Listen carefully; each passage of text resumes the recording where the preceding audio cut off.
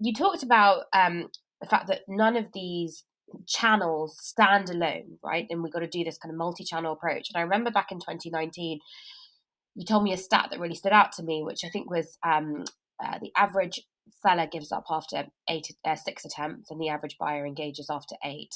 That was 4 years ago, and that was a stat that really stood out to me. Do you have any insight on how that stat has evolved, and what the kind of average number of touches are that people sort of give up and engage on out of interest?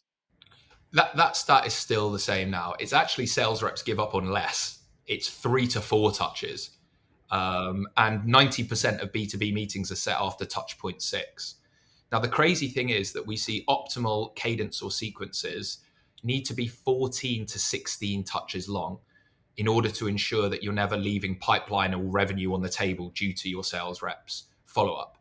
Now, alongside that statistic of, needing to do 6 touch points, that's not 6 emails like we've already talked about. That's at least 6 of phone, email, LinkedIn, video, direct mail, like a Reach Desk or an Alice, etc. Trying to be as multi-channel as possible.